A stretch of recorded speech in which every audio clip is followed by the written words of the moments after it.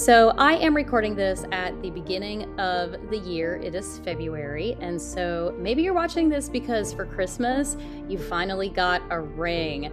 So now if you are recently engaged, you are now faced with planning a wedding. And you know what? It can get really noisy. A lot of people have a lot of opinions about how you should get married, when you should get married, where you should get married, and all the things in between.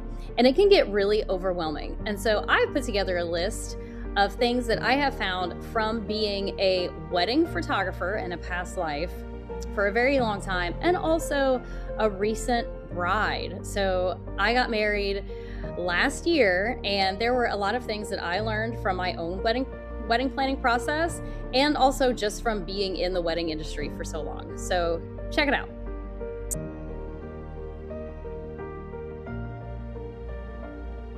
Hey guys, I'm April Courville, and I own and operate a Dannette Boudoir Photography in South Louisiana. I help women step into their power, whether they are getting divorced or getting married. So this first tip is to decide what is your non-negotiables first. So have a conversation with your fiance and decide together what is the most important thing to you and your fiance. So for me, you're going to be really surprised by this, but my most important thing was hiring a really good photographer. So I knew that I needed to budget for a photographer that I really wanted and really liked.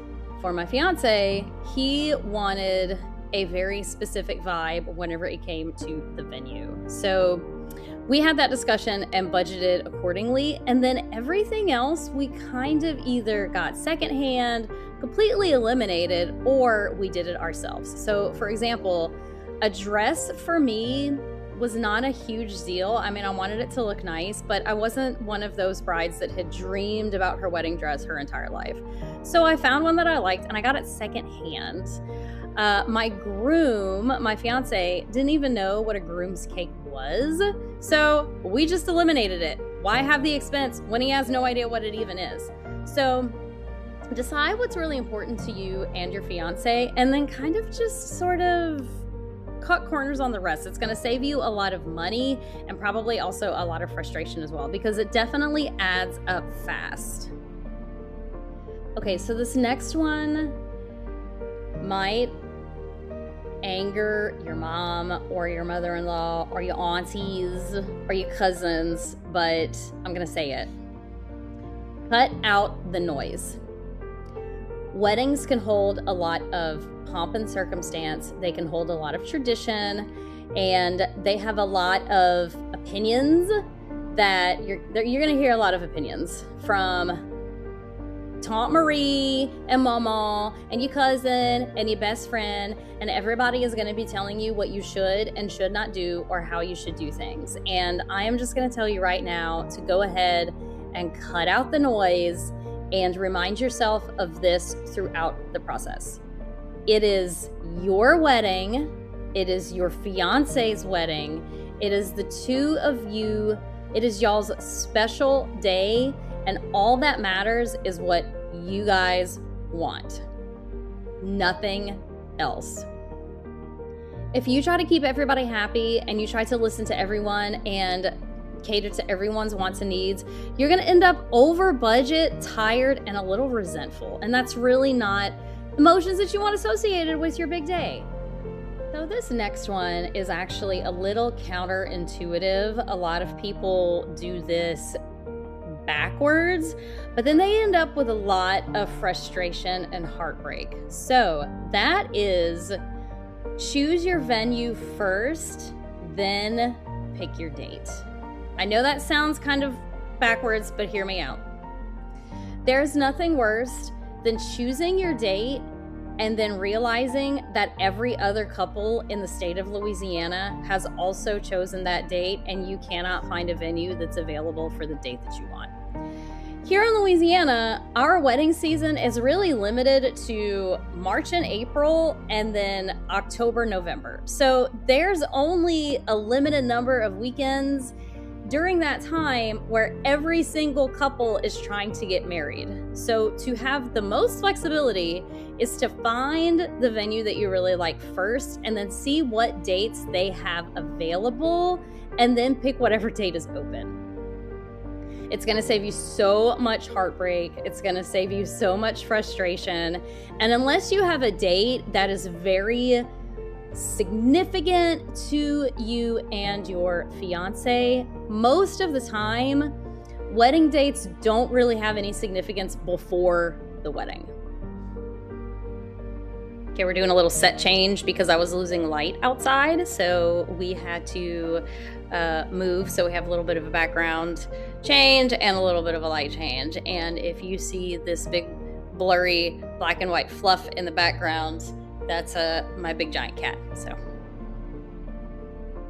all right, so this next tip is probably gonna ruffle some feathers, but whenever I explain it, I think that it's gonna really make a lot of sense to you. And that is cut your guest list. I know that sounds crass, but here's why. Don't be that bride that has a $5,000 budget but wants to have 250 guests at her wedding. I'm sorry, that's not realistic.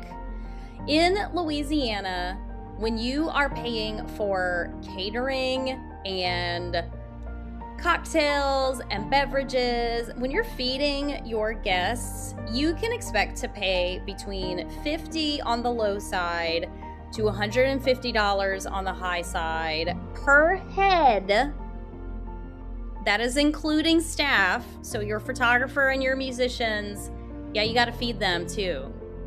So whenever you have your cousins and your cousins' 5 kids coming to the wedding, that really adds up. So what we ended up doing whenever we got married is we started with a guest list. We sent out about 150 save the dates. And I think whenever it was all said and done at the actual wedding, I think we ended up with about 75 people. Now that is considered a relatively small wedding, but I loved it. And here is why. Because the only people that were with us celebrating our special day were the people that were really close to us, our very close family and friends. And a lot of my friends and our wedding guests said that because it was smaller, a lot of people knew each other already, so they weren't dancing with a bunch of strangers. And they said it was one of the most fun weddings that they had ever been to. I know that whenever you try to include extended family and maybe people that you haven't seen in a while, it can really get some feelings hurt if you invite one person but you don't invite the other person, and then you got your mom saying, well, if you invite them, then you have to invite Uncle Claude's side of the family too. Here's the thing. If you haven't spoken to that friend or relative in several years, then they don't need to be invited to the family, If you haven't spoken to that family member or friend in several years, then they don't know what your life is like now. They're not keeping in touch. You're not keeping in touch with them, so they don't need to be invited to the wedding. It's going to save you so much money and so much stress.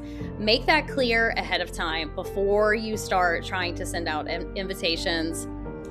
And tell your parents and family ahead of time and make it very clear why. And if anybody tries to give you a hard time about it, you can say, I'm so sorry, we're just not allowing kids at the wedding due to budget constraints. Or I'm so sorry, but we're really trying to stick to a budget and we have a vision in place and it just doesn't include X, Y, and Z. All right, so this next one is to tap into your network. Especially if you're a bride over 30, you are probably still well into your career. And so you have a big girl job, you have adult responsibilities, and you're trying to plan a wedding. Now, I hired a wedding planner, which I definitely recommend doing. But if you want to do it yourself and plan everything, that is okay too. But I would recommend that you gather up the older hens that are in your circle, whether that is the opinionated aunt or your mother or mother-in-law, older sisters, aunts, grandmothers, cousins, etc., and enlist them to help you. A lot of them have already been through this, so they have experience. A lot of them really feel like they want to be needed. They really want to pitch in. And so it kind of gives them somewhere to direct their energy, and it helps you out as well. So maybe you have an aunt that was a baker in a past life. That would be the perfect person to have call local bakeries and get prices on wedding cakes. Maybe you have a cousin who worked for a florist when she was in college. She would be the perfect person to go look at various floral samples and maybe get some pricing and talk to some local florists in town. A lot of these women in your network and connections that are maybe a little bit in the older generation, they want to help, and they would really probably feel super appreciated if you gave them something to do, and it takes things off of your plate. So if you're busy like I was running a business and also planning a wedding at the same time. So it was definitely really helpful to kind of offload some of those things off of my plate and just have someone else take care of kind of that heavy lifting for me. All right, so the last tip that I have for you that might not be one that you actually thought about is to book a bridal boudoir session.